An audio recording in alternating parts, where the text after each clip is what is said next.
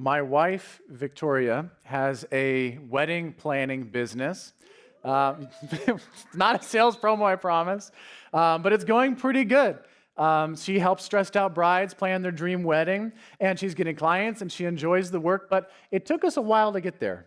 In fact, although she's been officially open for about a year now, it's been about 5 years in the making. In fact, we started talking about this when we first got married, about the possibility of her opening up her own business. But those conversations were a little tricky, and they were a little hard because Victoria at that time was struggling with a lot of self-doubt, where she felt like she wasn't good enough to open up her own business. And as her husband, that was hard for me. It was hard for me to hear her share negative things about herself, and I didn't know how to help her, but I wanted to help her because I knew that what she was saying wasn't true. And so as her husband, I thought that the best way to help her when she struggles with self-doubt is that when she shares that with me, to argue with her. So when she would tell me, hey, Will, I'm not so sure about this business. I don't know if I have enough experience. I don't know if people are going to want to hire me. I don't know if I'm good enough. I would say, babe, you went to a 4-year college. Your degree is in event planning, and you've been in the industry for 10 years. What are you talking about? That's ridiculous. Let me ask you, yes or no, did that help my wife? No, why not? It's true. She did go to a 4-year school. She does have 10 years of experience. How come that didn't work? I didn't know, and I couldn't figure it out why. And for 5 years, I struggled to understand it. If you have a loved one that struggles with self-doubt or negative self-talk, it can be so discouraging.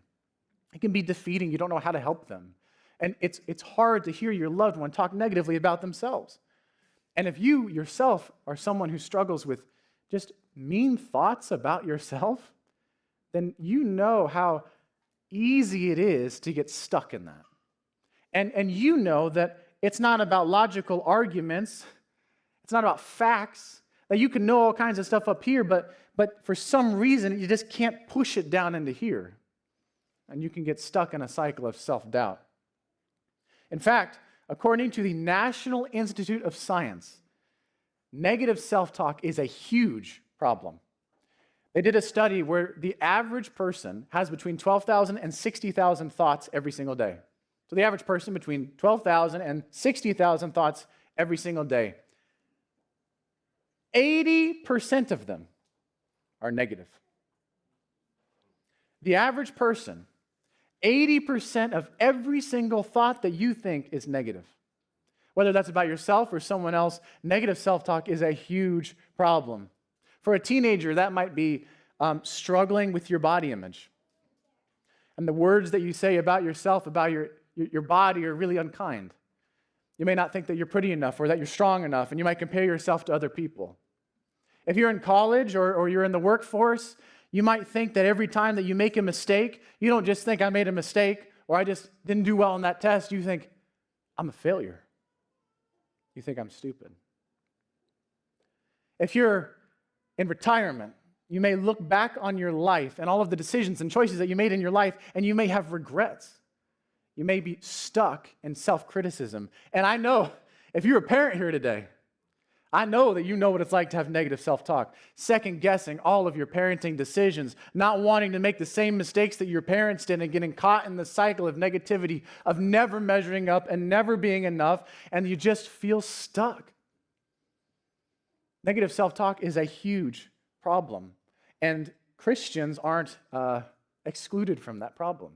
In fact, I'm going to be honest with you, when I started studying this topic, I was shocked at how little information there was out there to help Christians overcome negative self-talk. 80% of all of our thoughts are negative, and there was very little information, and that which was out there was really not helpful. In fact, it basically was in one of two camps. One camp said that we need to take every thought captive. The other camp said we need to think about heavenly things. Now, both those verses are taken a little bit out of context. That doesn't really apply to our thoughts, but they both boil down to saying about the same thing, which is, if you're struggling with negative self-talk, I'll just get over it. Just stop. We're cured. We can all go home a little early today. That doesn't work though, does it? We can't talk ourselves out of negative self-talk. We can't convince ourselves. We can't argue with ourselves to get out of it. We can't just stop. That didn't help my wife. That doesn't help us. So what do? The problem is we're trying to treat the wrong problem. Negative self-talk can't be solved by anything that's inside of us. We can't convince ourselves. We can't argue with ourselves. We can't change our behavior. We can't use our self-discipline, because the problem is when we're being mean to ourselves, we're not valuing ourselves enough. We are undervaluing our worth. The problem cannot be solved by anything on the inside. It's got to come from the outside. The truth that God wants us to see today, that I believe will help us as we struggle with negative self-talk, is this: that we are fully known and fully loved. That we are fully known and fully loved. We're going to be in the book of Psalms today, specifically Psalm chapter 139. Psalms is a collection of poetry written across time by various authors. Most of them were written by David, including ours today. Now, David is the famous David. David, the guy who killed Goliath. David, King David. David, the famous musician. But David was a complex man, because David was also a murderer and an adulterer. And in the book of Psalms, we get a window into David's complex life. But more importantly, we get a window into the heart of God. Psalm 139 has some very famous Bible verses in it. You may be familiar with them. We're going to be looking at the first 14 verses today. And as we unpack them, we're going to get to see this truth on full display, that we are fully known and fully loved.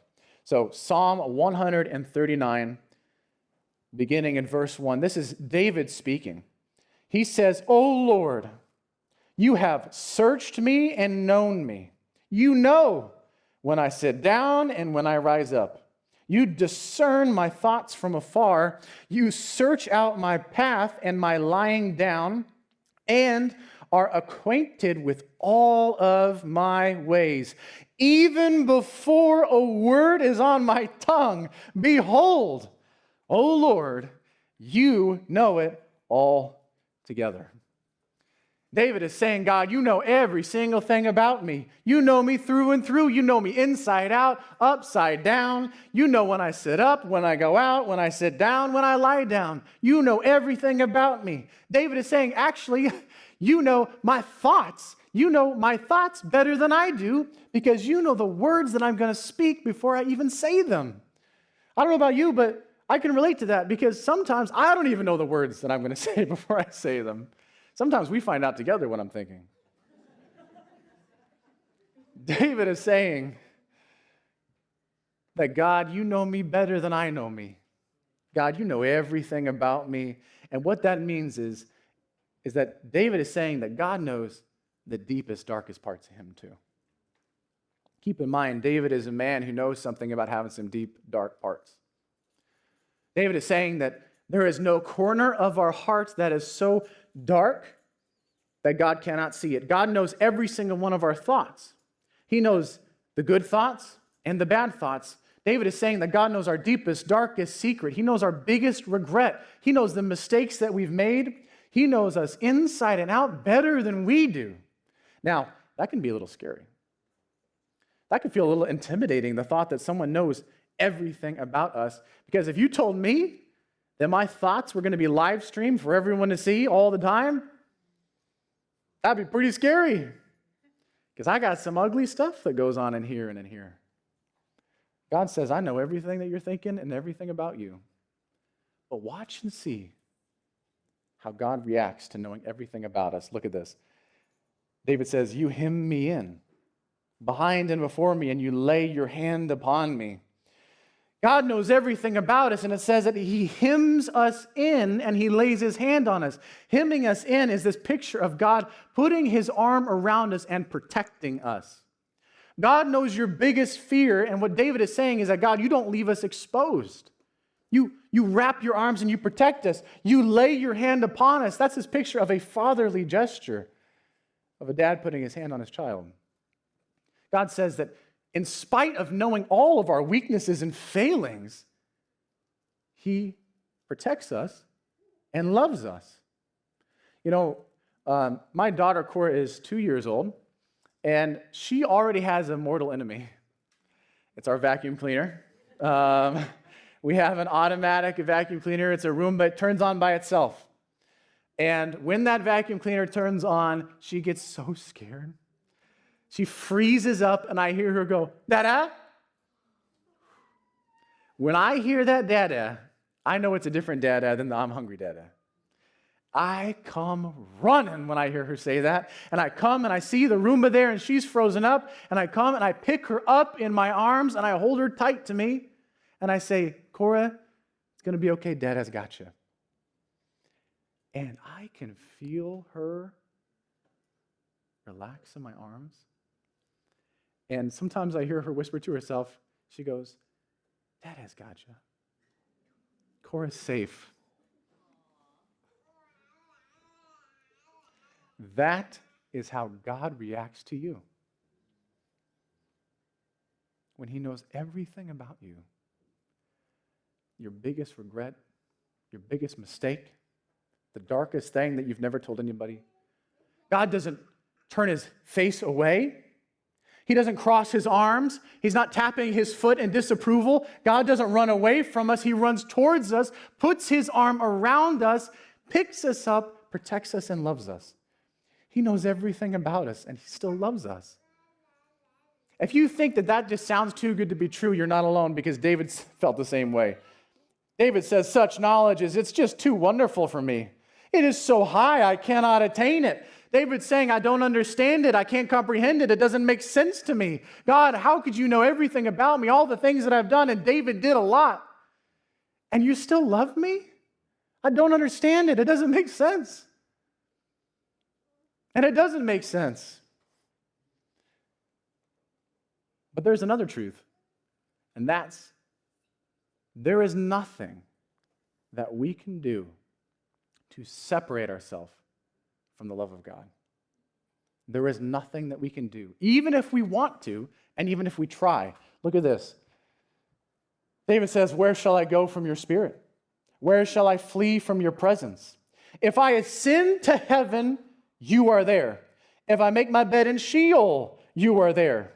If I take the wings of the morning in the east and dwell in the uttermost parts of the sea in the west, even there your hand shall lead me, and your right hand shall," what's it say? "Discipline me?" What's it say? What? "Hold me." He doesn't discipline us. He doesn't punish us. He doesn't punch us. He says, "Even there I shall hold you. And if I say, surely the darkness shall cover me, and the light about me be night, even the darkness is not dark to you. The night is as bright as the day, for darkness is as light with you." No matter how far we run, no matter how much we want to hide, we can do nothing to separate ourselves from the love of God. There's nothing we can do. Whether we go high or low or far away and everything in between, we are fully known by God and we cannot escape him. In the highest highs of our anxiety, in the lowest lows of our depression, in our most burnt out, and in our strongest spiritual battle, God says, "You can do nothing to escape my love for you." There is nothing that is too dark for God. We cannot separate ourselves from his love, even in the darkest of places. And friends, today is Easter. We're celebrating this truth today because I can't think of anything that is darker than the tomb that they put Jesus' dead body in. I can't think of anything that was more hopeless. I can't think of anything that was darker and more separated from God's love than the tomb that they put Jesus in after they murdered him. But even there, in the darkest of dark, at the lowest of low, where it looked like death had won, the light of God lit up the tomb in a glorious light. Death was defeated. It did not stop God. It did not stop Jesus. And friends, if death cannot stop God's power and his love, we can't. We can't. We can be confident because of Easter that nothing can defeat the love of God. We cannot separate ourselves from him. And now, I just want to acknowledge that there are probably some of you here who have tried. Maybe you've tried to run away from God. Maybe you've tried to leave him behind. Maybe you've tried to distance yourself from him. And there's a lot of different reasons why that might be the case. And I don't know them all. But maybe you can relate to one of these two. Maybe you've tried to leave God behind and distance yourself from him because you are afraid or because you are ashamed. Maybe you're afraid because you grew up going to church and man, you just got sick of church people. Sometimes church people are the worst. And maybe growing up, you went to church and you just got so tired of hypocritical church people. Maybe you've been hurt, betrayed, and you just said, you know what? I'm leaving God behind because I can't do it anymore. Maybe for you, it's not fear, but maybe you were ashamed. Maybe there are things that have happened to you or things that you've done that cause you shame. Maybe even coming here on Easter was hard for you. Maybe you thought you'd burst into flames if you came into a church, even at a senior center.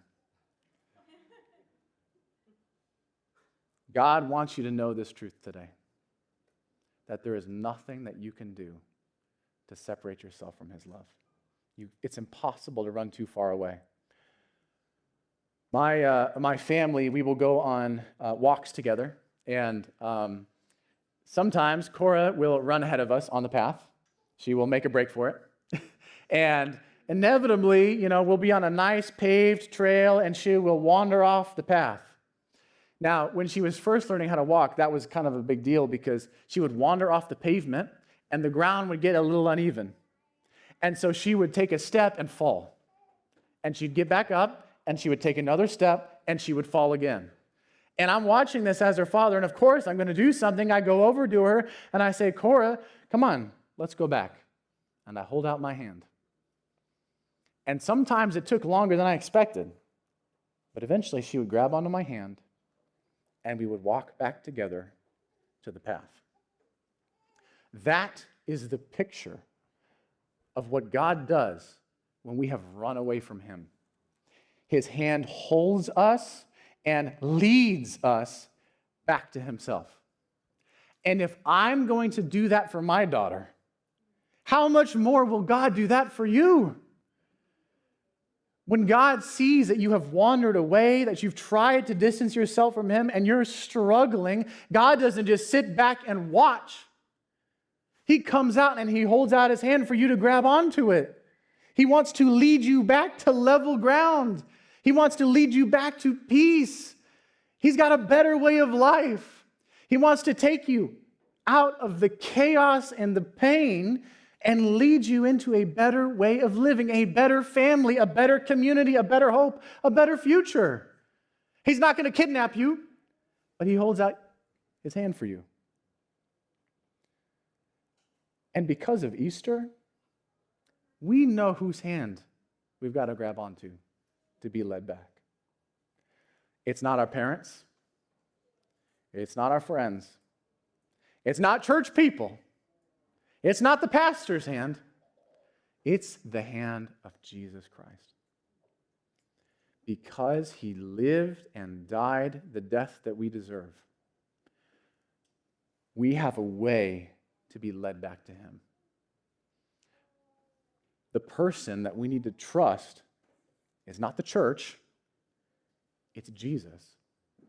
We have to choose to follow him, and that takes trust.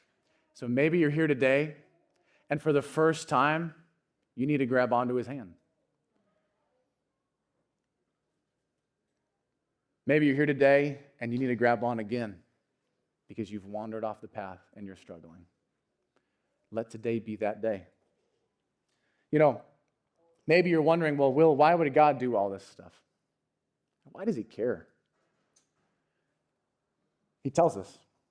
David says, "For because you, God, formed my inward parts and knitted me together in my mother's womb, I praise you, God, for I am fearfully and wonderfully made." God says, I love you because I made you.